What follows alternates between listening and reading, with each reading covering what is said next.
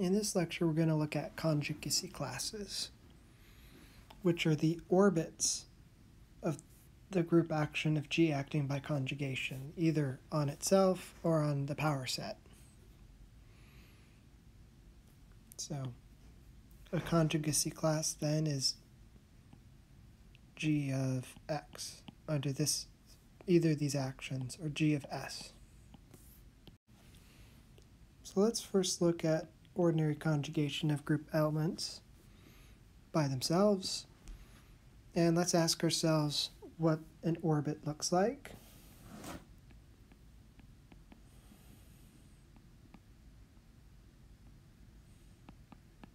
So this is G acting on S. As G runs through the whole group. That means you're looking at all conjugates of S, which is why this is called the conjugacy class.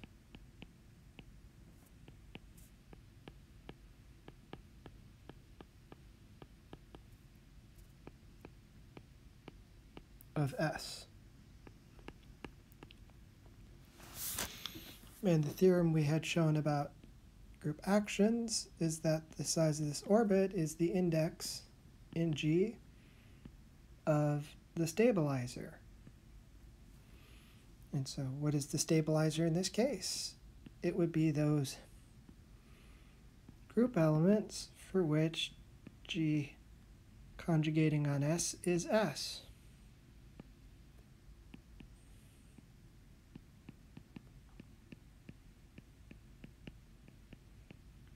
Which we've already seen before. This would be where G and S commute. So it is nothing more than the centralizer. In G of the element S. So in particular, we get that the size of the orbit is the size of the centralizer in G. It's the index of the centralizer of S in G. So here we remind ourselves S is a group element.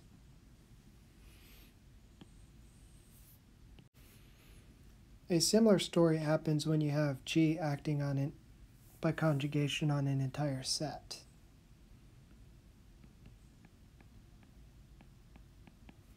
Then you could ask about what is the orbit there. It's the set of all conjugates.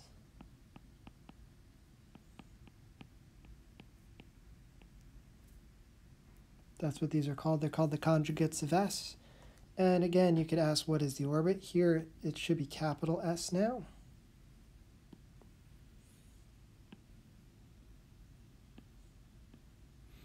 And so again, we're looking at those group elements for which capital S, when conjugated, gives you S back. That's the stabilizer. I should be careful here.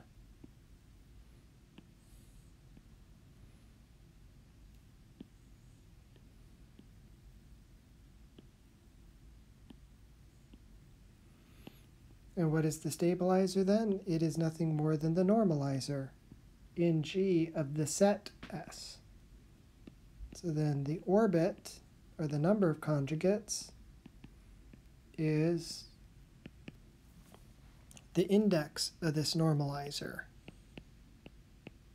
So we get that from arbitrary group action considerations. The size of any orbit of a group action was the size of the stabilizer subgroup. The index of the stabilizer subgroup in G. And so this is part of the reason we introduce centralizers and normalizers, because they pop up in these particular calculations when you're working specifically with conjugation. I should also point out, since I haven't before, in a lot of these proofs here we define bijections. So it is worth pointing out that if you're familiar with set theory and cardinalities of infinite sets, these results technically are still true even for infinite sets where these aren't necessarily numbers anymore. But you can, if those ideas make you uncomfortable, you can always assume that I'm always talking about finite index. So now we reach a pretty major theorem in this topic, the class equation.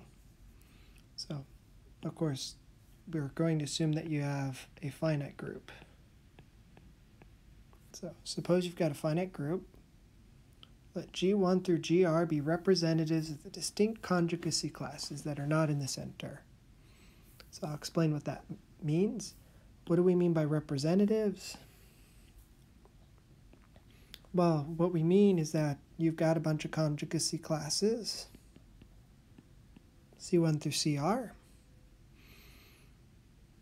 A representative, and this is true for arbitrary group actions, or for arbitrary equivalence relations. If you got an arbitrary equivalence relation, a representative is an element from each equivalence class. And so we want one element from each equivalence class, with the exception that we're not taking anything from the center. So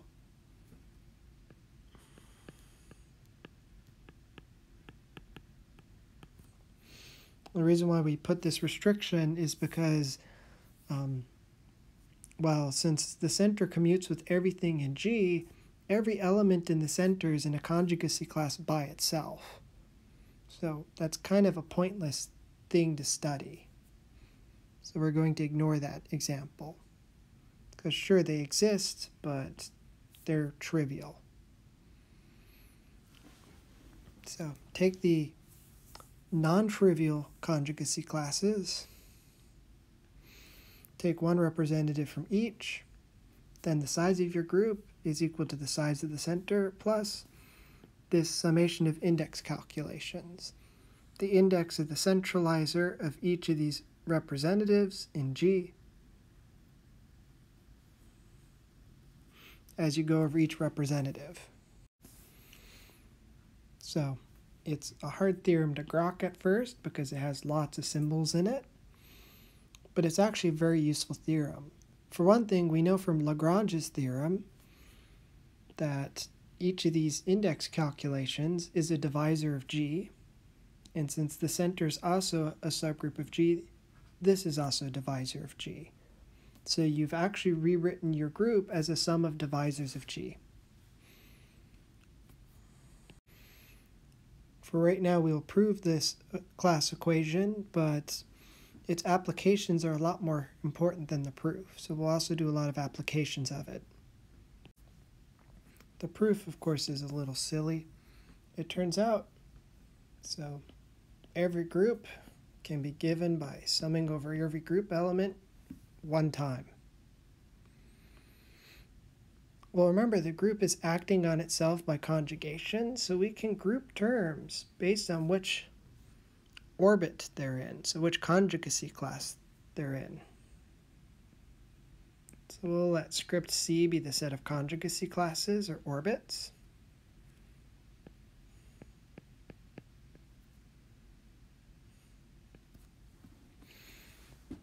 And so this statement is also true. So basically I'm grouping things by their conjugacy class. So technically we have this equality. If you add up each conjugacy class and for each one weight it by the size of the conjugacy class, you get the size of the group. But that's not quite the direction we want to go for this proof. We want to go slightly different direction. We do note there's a bunch of conjugacy classes of size 1. Those are elements in the center.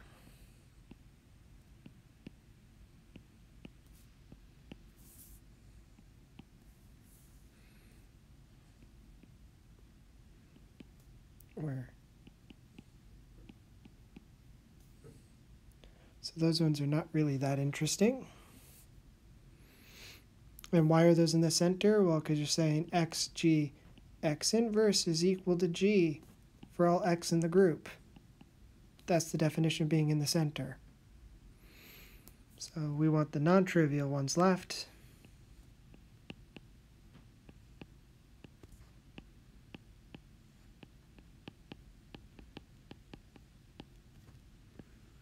The size of each of those conjugacy classes. Remember, the conjugacy classes are orbits.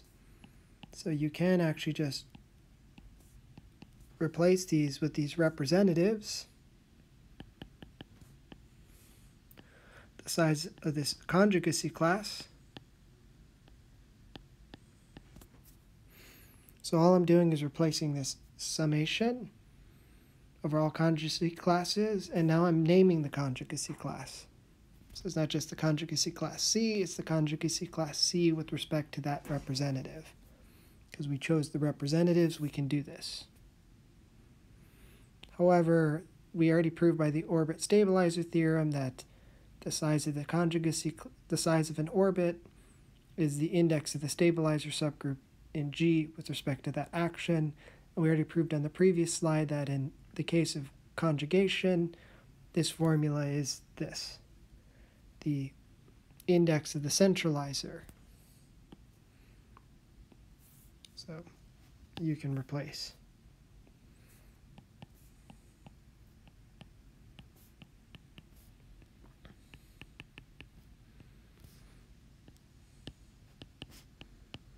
And so voila, we have the class equation. So let's look at some applications of the class equation. Let G be a finite group, and let P be a prime divisor of the group. Then G has an element of order P. So remember, Lagrange's theorem says that if H is a subgroup of G, then the size of H divides the size of G. Or more accurately, the number of cosets of the index of H and G divides G. So this is sort of a partial converse. In general, the question is, given a divisor of the order, is there a subgroup of that size? And in general, this is not always true. But this theorem says it is true when you're talking about prime divisors. So let's try to prove it. Well, let's do the proof by induction on the size of G. And let's look at the class equation. So first, let's suppose P does not divide the order of the center of G.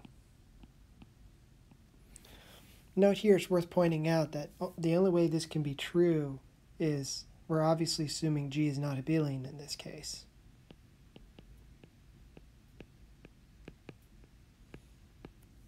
By the way. Why? Because, well, if G were abelian, then the center is the whole group, and you're assuming P divides the whole group, so you can't make this assumption otherwise. But what's the class equation say? It says that we have this equation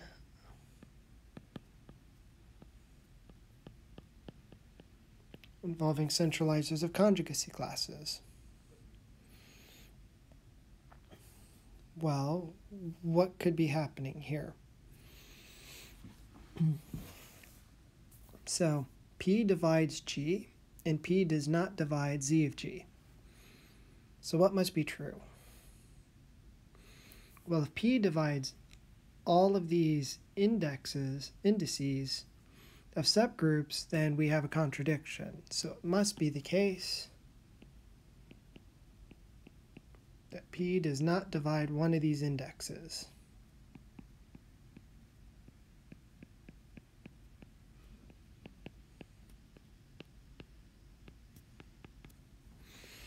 But what does that mean?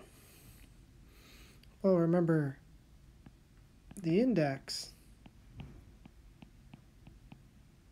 well, that should be capital G, is the size of the group divided by the size of the subgroup.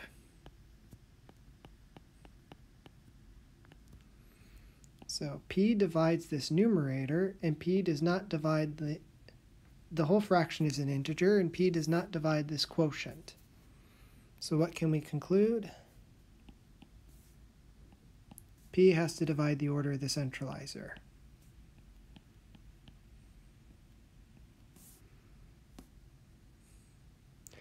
It is worth pointing out the center always contains at least one element, namely the identity.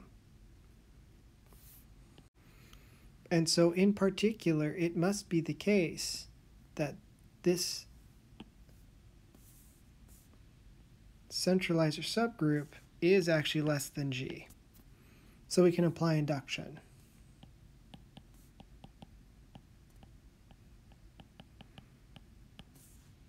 To conclude that the centralizer has an element of order P.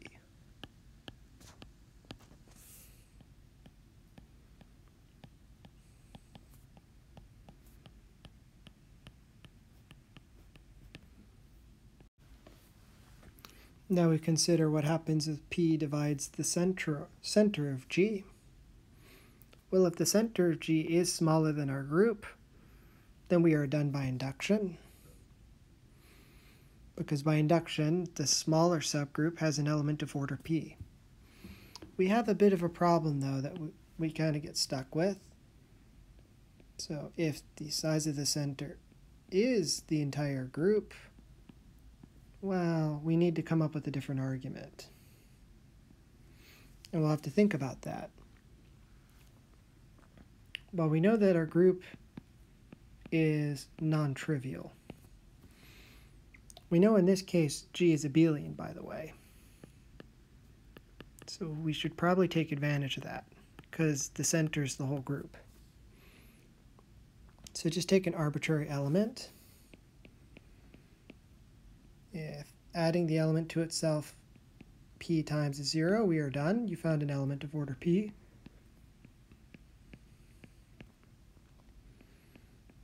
If adding the element to itself Pn x times equals 0 for some n, Pn, we are done.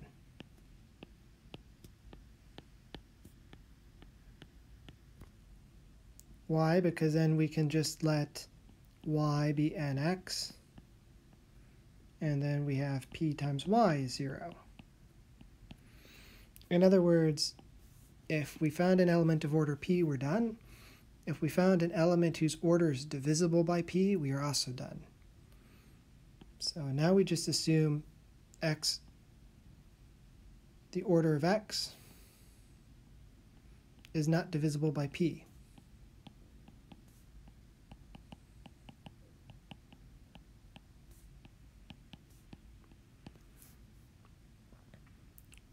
By the way, this part of the proof, in the case when you're working with an abelian group, appears in section 3.4. But since we're already in this part where we're talking about the class equation, I thought I might as well do the full version of the proof.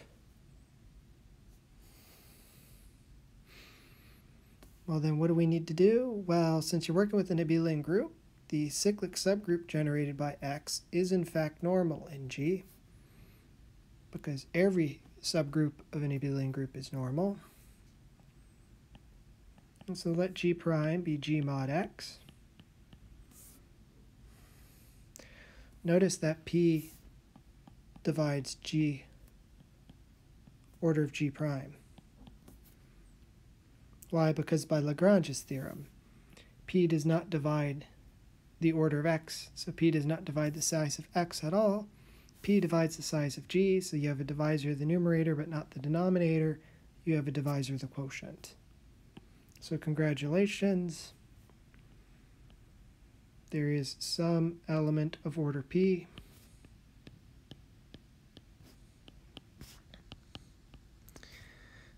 In G prime. Which means there exists an element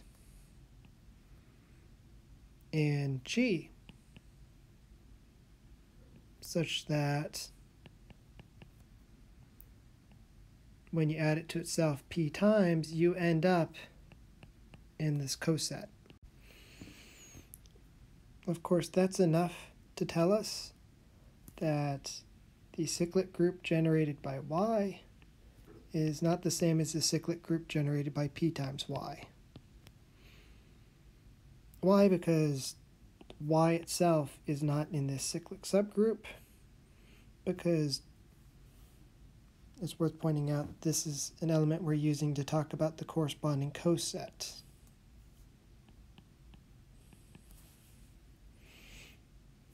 In particular, that means it's a proper subset. And this is nice because we know from order calculations that the order of py is equal to the order of y over the GCD of p and y, the order of y. That's just a result from cyclic subgroups in general. And because this is a proper subgroup, we know that whatever this number is, it actually has to be strictly less than y. Which means that the GCD of p and y, order of y, has to be something other than 1. But one of these numbers is a prime, which means that p divides the order of y.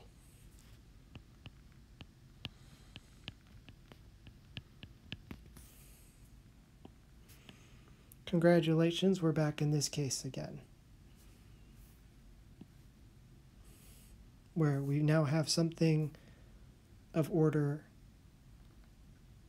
divisible by p. And so that means we now have something that's of order p. So there we've proved a famous application, or partial converse, that's sometimes called Cochise Theorem. In a few weeks, we'll prove a much, much bigger version called Seelos Theorem, which says that not only can you get an element of order p, but if you take the highest power of p that divides g, you can find a subgroup of that size. As another application, suppose you have a group of prime power order, then we claim that the center is non-trivial.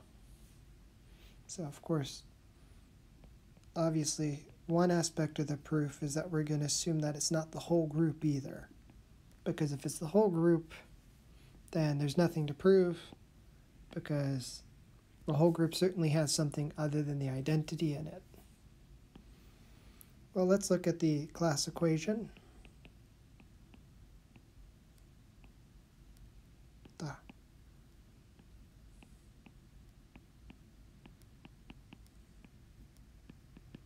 So since it's not the whole group, this right-hand sum actually has something in it.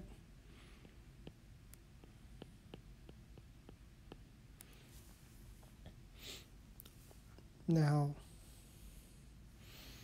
p divides the left-hand side because it's a group of prime power order.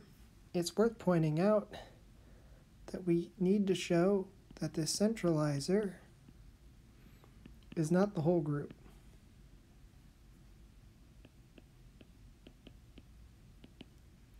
For all I. Why? Well, what is the centralizer again?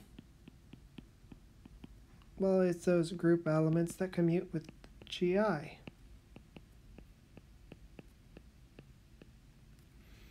Well, if that were the whole group, let's put that as a hypothetical in red, then what would that tell you about GI? That would tell you GI commutes with everything in G, which would tell you GI is actually in the center. But remember, the way the class equation works, the GIs are representatives of the conjugacy classes that are not in the center. So by definition, GI can't be in the center. So this doesn't work. So this is a proper subgroup. Why do I claim that? Well, because, as we all know, from Lagrange's theorem, the index of any subgroup of G has to divide G. And since G is prime power order, that means our divisor must be prime power order too. But what we just ruled out from this case is that it must be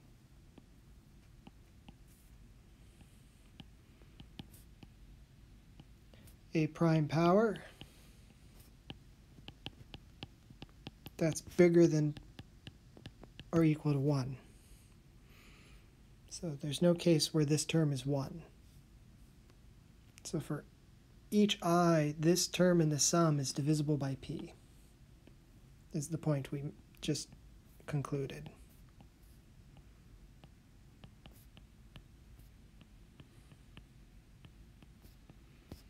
From this logic, so each of these indices is divisible by p, so p divides the whole sum.